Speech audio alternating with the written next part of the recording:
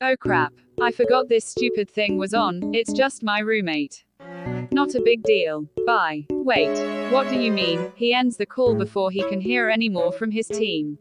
Kyotani threw his phone to the other side of the room in his panic as his team continued to talk about what just happened. I thought he lived alone. Same. I didn't know he can tolerate someone to be his roommate or vice versa. Well, whoever it was, they seem pretty close. I wonder who it is. I think they were snuggling together too. Not gonna lie, I'm a little jealous that even the mad dog has someone. Iwaizumi and Oikawa knowing he fucked up. Aren't you and Hanamaki-san a thing? Am I just a piece of meat to you? What? I didn't mean it like that. Hanamaki is offline shit. Matsukawa is offline. Well, that ended badly. What are you talking about? It's beautiful. Of course you do, Akira.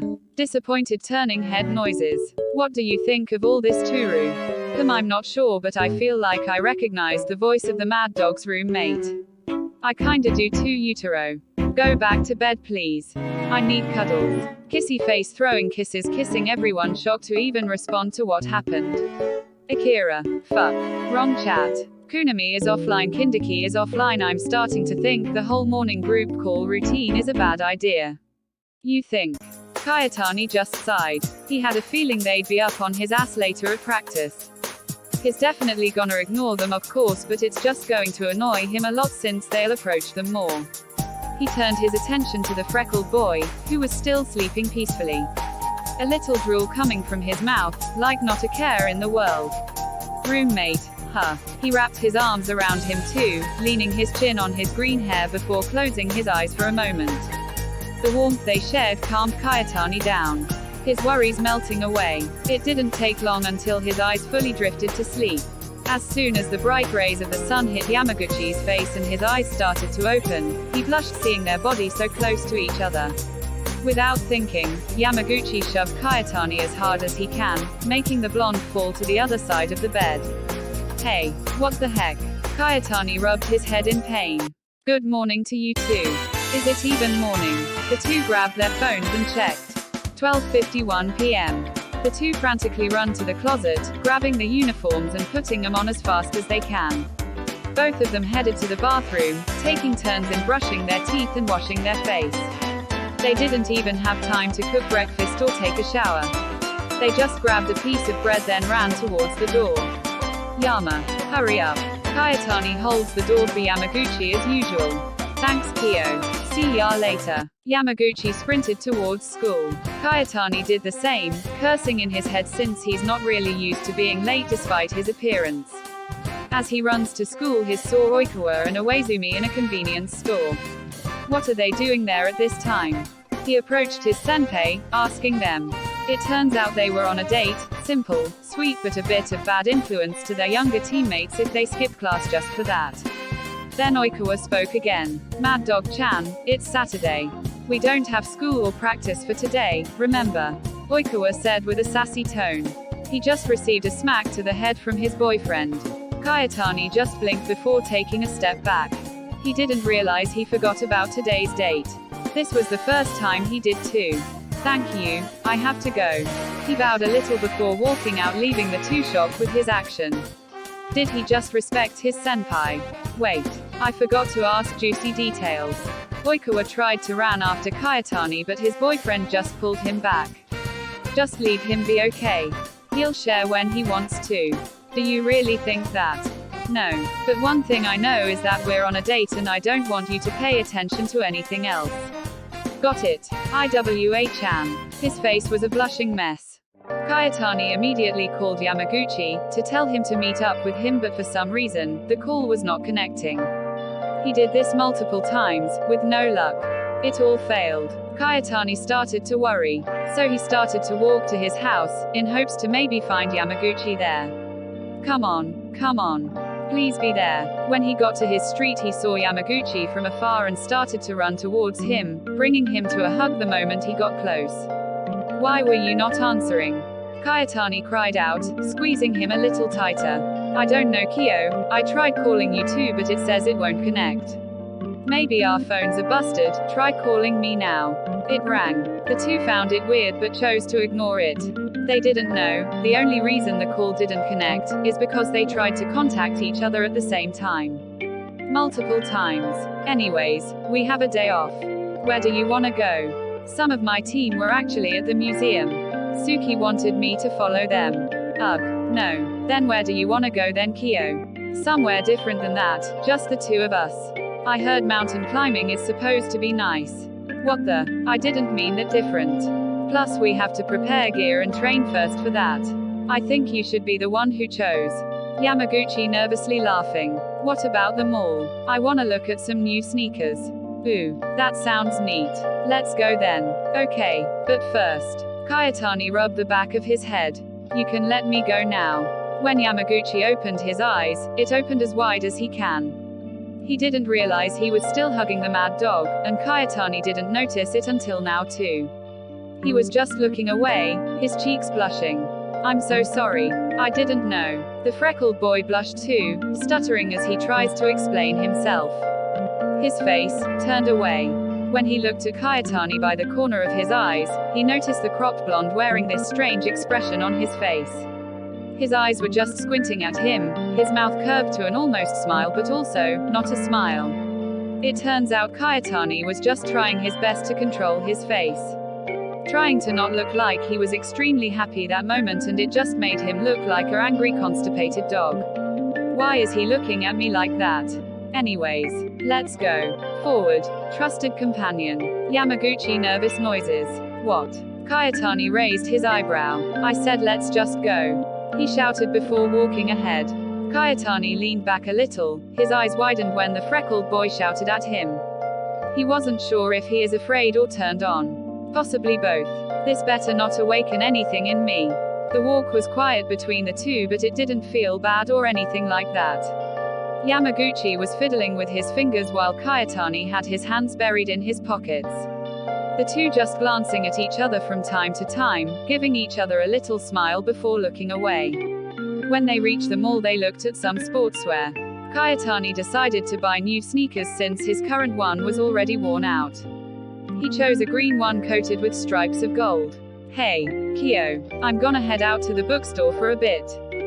I'll go with you. Just have to wait for store personnel so I can pay. I'll be quick. That way, when I come back we can go eat somewhere. I'm getting the munchies already. Hungry noises. Fine. Kyotani rolling his eyes. Just be careful, okay? I will, grandma. Sassy Yamaguchi eyes. I'm sorry, what do you say? I said I'll see you in a minute. He playfully smiled. Asterisk asterisk, be thankful you're adorable. Asterisk asterisk. Kyotani was a little worried about letting him go alone, but he remembers he's not really a child, so he told Yamaguchi that he would just for him here. But after 15 minutes, and Kyotani already paid for his items, something didn't feel right for Kyotani. He tried texting Yamaguchi but no reply.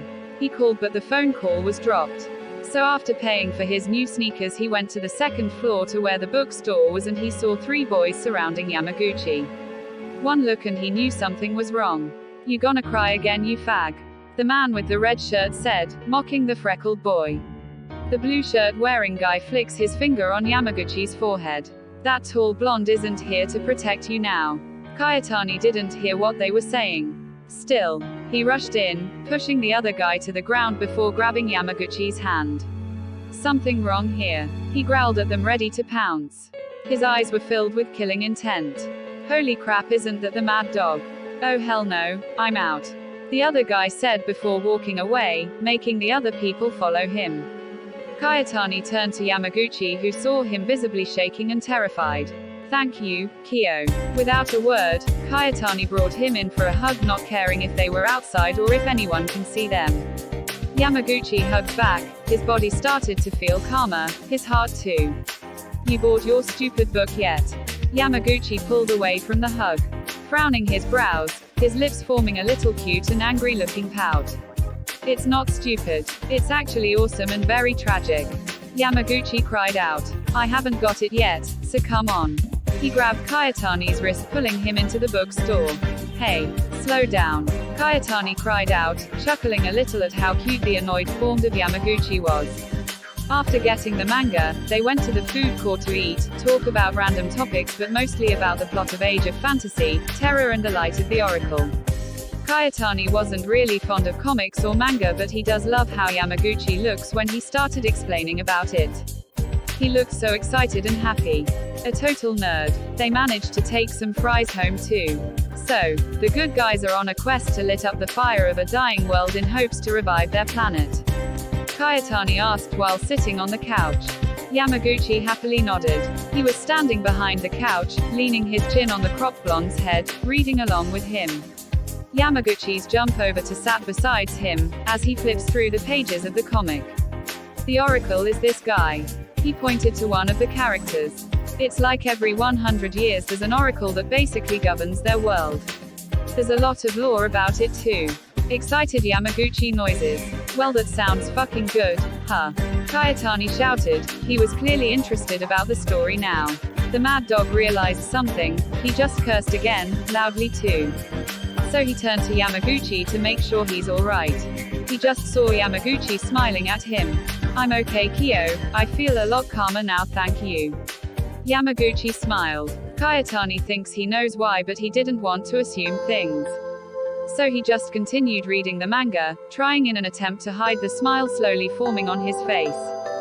So, what should we do tomorrow? I wanna try this new anime. It's called Promise Neverland. It looks pretty cute and light-hearted. I hate it already. Kyotani rolled his eyes. Can't we watch something action-packed or horror-related? We always watch those. Angry Yamaguchi noises. I like it because you keep snuggling up to me when you scared. He thought to himself.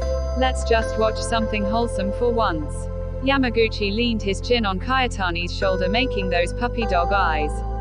Please. Ugh, fine. Promise never mind it is. Why? Yamaguchi cried out, clearly happy. He thought he was going to watch a wholesome anime. Sad. The two noticed it was getting late and decided to call it a night. As Yamaguchi was preparing to sleep on the couch, Kyotani told him he can sleep in the bed again. The freckled boy blushed, clearly embarrassed. But, aren't you weirded out? Yamaguchi said, clinging his blanket close to him. We're both guys, and isn't it annoying to be cuddling with someone you don't like? First of all, I don't really care if you're a guy or not. If it helps you sleep well, why not? Kyotani shrugs his concerns, while preparing the bed. Besides, who says I don't like you? What? Yamaguchi stepped back a little, blushing even harder. That's not what I mean. Kyotani shouted back. He was started to get flustered. It's just I care about you since you live here and... The mad dog turned away. He can feel his cheeks getting hot and he doesn't like it. It almost feels unbearable. If you don't want to sleep with me then fine. Sleep in the couch for all I care. He shouted before laying on the bed and covering himself with his blanket, hiding his face that was full-blown red right now. Yamaguchi just sat on the couch, slowly laying his head. He didn't know why, but he can't stop smiling like an idiot while he was staring at the ceiling. After a few minutes, he got up and slowly went over to Kyotani's bed. Kyotani can sense Yamaguchi was near him, so he peeked out of the blanket. The freckled boy started rubbing the back of his head a little, his eyes looking away. Kyo, nervous Yamaguchi noises. Kyotani clicked his tongue. He was starting to become impatient. The mad dog lunged forwards, grabbing the freckled boy towards, pulling him to lay beside him on the bed. You talk way too much, Kyotani said, hugging him tightly. Yamaguchi giggled a little before hugging back. Sorry, Kyo. 2 nights in a row. The freckled boy managed to sleep peacefully. Both of them did, as the two held each other for the entire night. You're making too much noise, you know. I'm sorry. Flustered Yamaguchi noises. It's okay. I didn't say that I disliked it. This became a normal thing for the two, cuddling and hugging at night, sometimes just doing it while they were resting on the couch. They enjoyed each other's warmth, without a label. For them, they didn't need to. For now, that is. Quack, to be continued.